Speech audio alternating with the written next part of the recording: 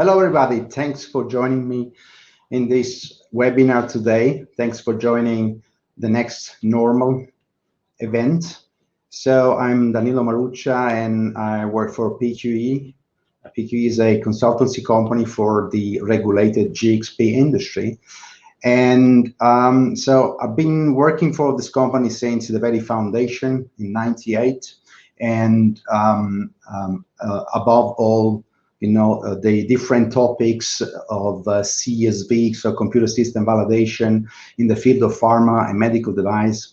I'm leading the department for digital governance. And therefore today, I will be bringing you through this presentation, which deals with the adoption of cloud in the pharmaceutical and medical devices environment.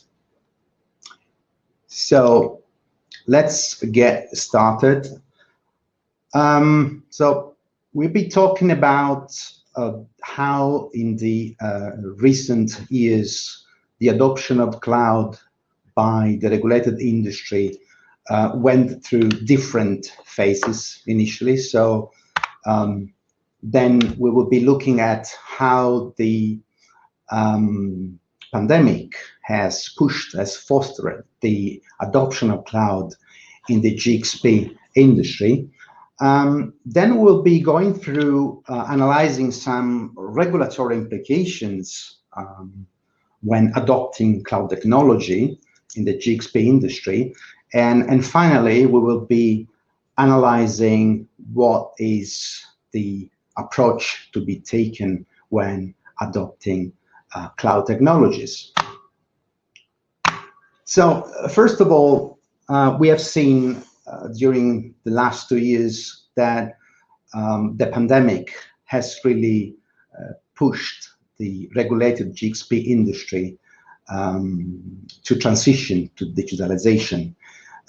Basically, pandemic has finally convinced the organization that the digitalization is something urgent and cannot be delayed further. And in a way, the companies were forced to do things or to accept work practices that they were not easy to imagine only 2 years ago. So just as an example, working from home, which was actually well accepted, but it's not just the fact of working remotely. This implied also adopting very revolutionary ways of, for example, signing documentation or even interacting with the GXP critical systems and records for taking decisions. So in general, we have seen really a broad adoption, right? Very, very fast-paced adoption of the new technologies that easily, brings us to really consider how actually something that in the past, in the recent past 2 years ago, was considered abnormal to become, suddenly very normal and accepted. And I would like also to bring a bit of historical perspective. This is very much my experience in the pharma industry. So I started to have interest in the cloud adoption by the regulated industry around 2013. And at that time, I had contacts with some IT managers trying to evaluate some cloud solutions for non-GXP applications and processes. And since then, I was really wondering for several years afterwards why this was taking such a long time. So it was a very slow process. There was a lot of talk. I was visiting international conferences, but really, nothing was happening in the most of the cases. The reasons for this very slow adoption is that probably we can name some of those reasons.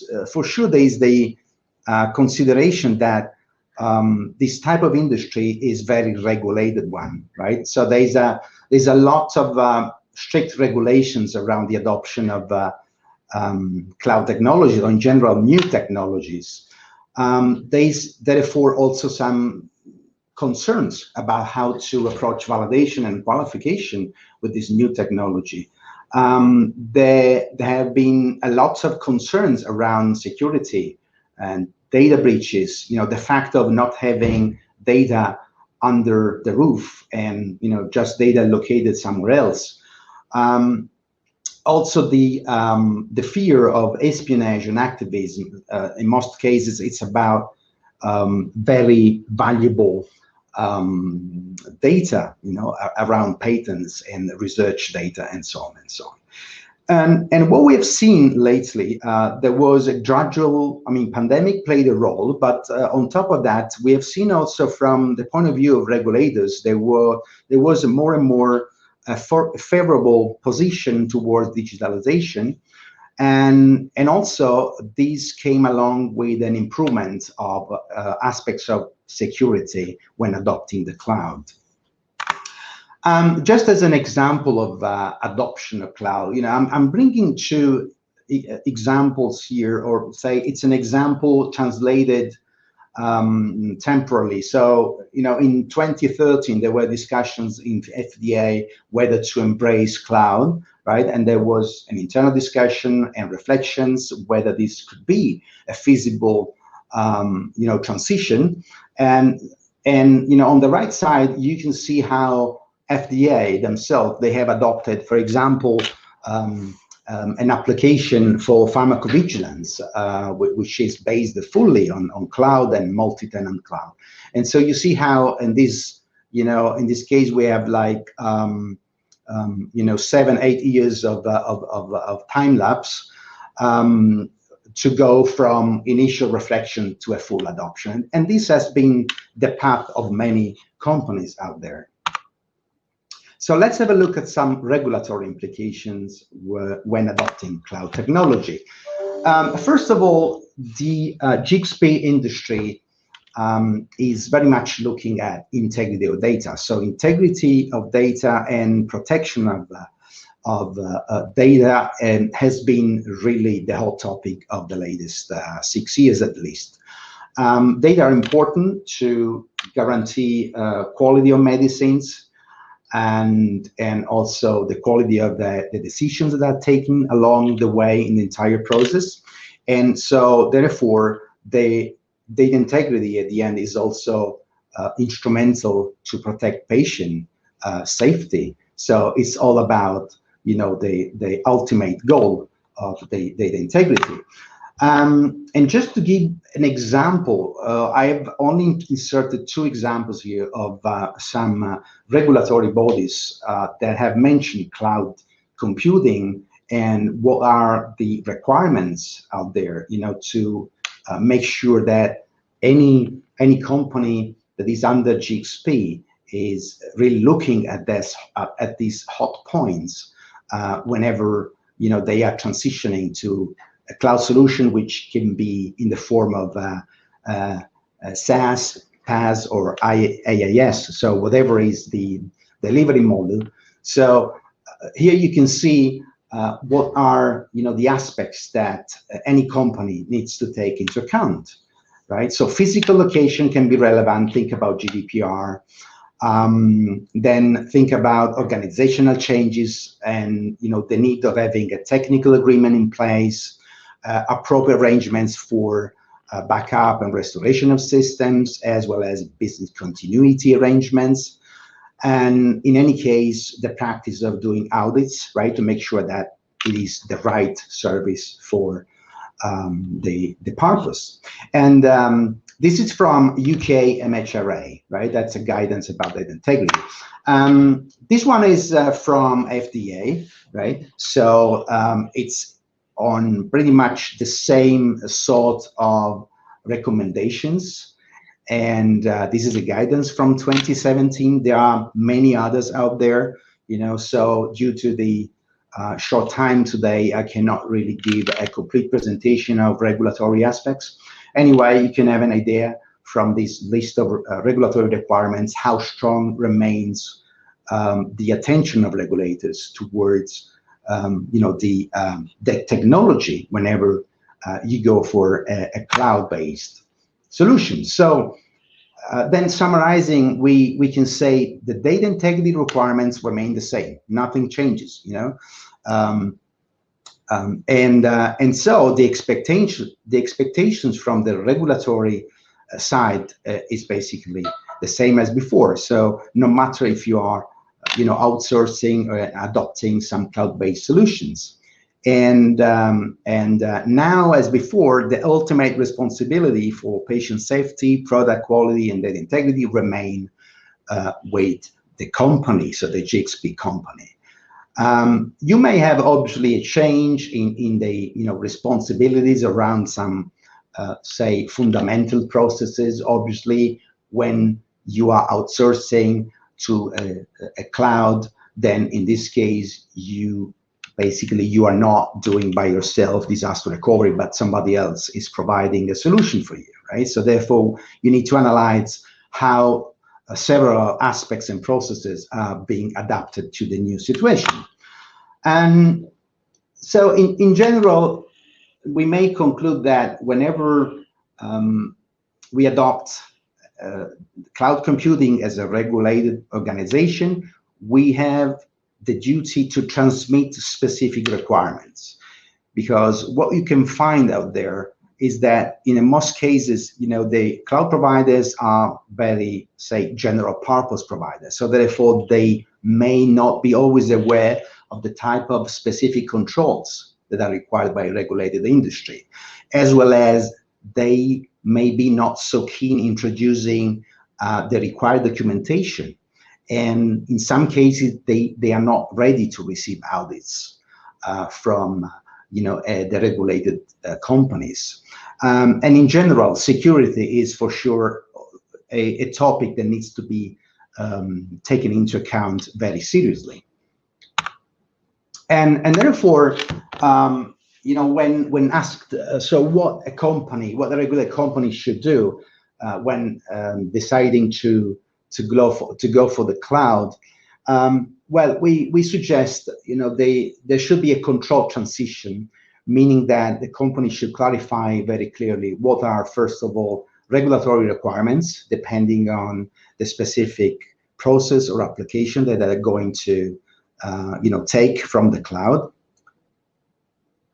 And therefore, the suggestion is that they should lay down a strategy, so a cloud adoption strategy, to basically analyze what are all the requirements, what should be the relationship to the vendors and vendors assessment.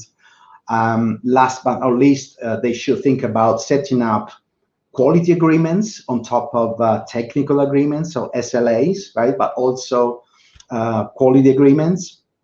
Then they need to discuss topics of how the practice of qualifying and validating applications is going to be changing, right? And in general, revise all the operational models, which means organizations and standard operating procedures and new roles that are going to be created in the company. So just to put this in a diagram, which is explaining what I was mentioning before, that's a path. So that's a path to a compliant cloud. There are several steps that are really, a suggestion from our end, which means obviously the adoption of cloud. We recognize that a necessary steps nowadays. It's a sort of a business imperative, right? And actually, it is also, contributing to, speed up processes, is allowing to work with big data, is really facilitating to have cooperation between the, several geographical remote sites, especially in clinical trials, for example. So therefore, in any case, the cloud adoption is an enabler, right, for many aspects. But nevertheless, there should be a clear path to make sure that all the regulatory requirements are being transmitted for the portion that is interesting, the vendor, right, and then actually we're getting from the vendor the necessary documentation, the necessary awareness, and wherever this is not in place, we need to contribute and try to build, really an understanding of, the needs of the company. And so we mentioned audit vendors to the vendors. So the audit can be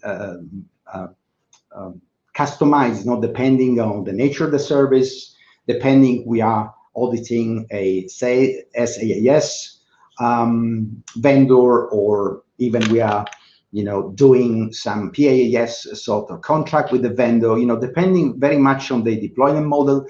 We may customize a checklist, right, to investigate aspects of data management or software development lifecycle, in general, security and infrastructure aspects, security and cybersecurity, which is, a necessary step to go through nowadays.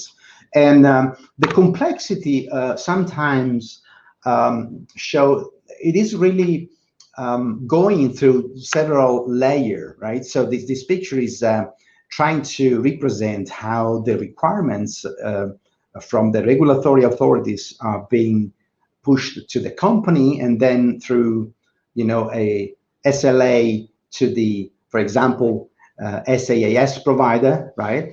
That in many cases, being in this case a public multi-tenant, for example, sort of provision has, in the most cases, a cloud vendor. So a cloud is another entity. So typically we have AWS or Microsoft Azure that are providing the lower layer infrastructure. And so we need really to clarify how our, provider is transmitting, right, the requirements with the cloud vendors. So are they doing any evaluation? Are they doing audits themselves, right? So, and that's pretty much quite a complex situation that can be different from time to time.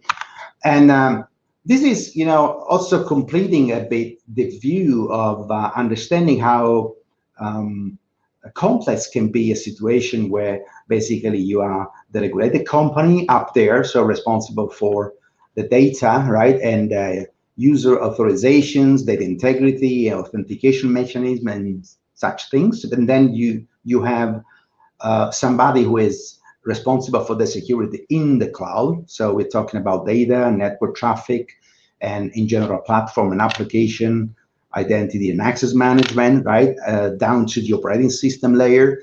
And as we said before, there's a third provider, so the provider that is responsible for the low-level equipment and technologies, which is really the virtualization platforms down there, and they are responsible for the security of the cloud.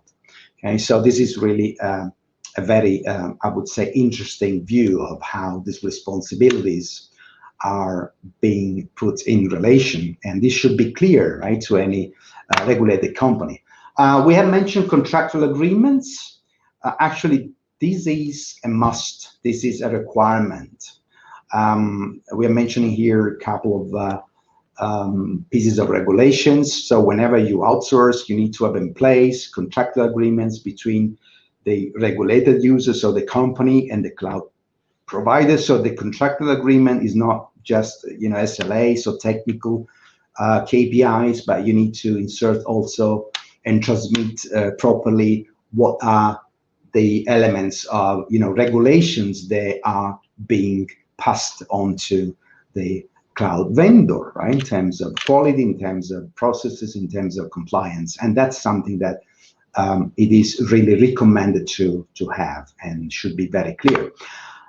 So getting to the conclusion of this today's presentation, so we may say that the adoption of cloud-based services in the GXP environment is a wise choice among several choices. There are other choices that can be compared, and it's the only way of making the best of technologies like artificial intelligence and capability of analyzing big data and taking advantage of the hyper connectivity of IoT or IIoT, so industrial in the field of industry, right, and production. So then we have recommended that the cloud services need to be analyzed with respect to risk for the patient safety, product quality, and data integrity. And cloud service providers need to be instructed and prepared in case of audits and inspection to be cooperative, right, and to be helping the company. And data integrity elements must be part of the contractual agreements between the company and the cloud provider. And in any case, we think that due to the variety of the scenarios and technologies out there, I think a company may really take decision based on risk and choose the best deployment model for the specific need and the specific application. Just to close out this presentation, so thank you very much for your attention, and thank you, Dario. It's all yours.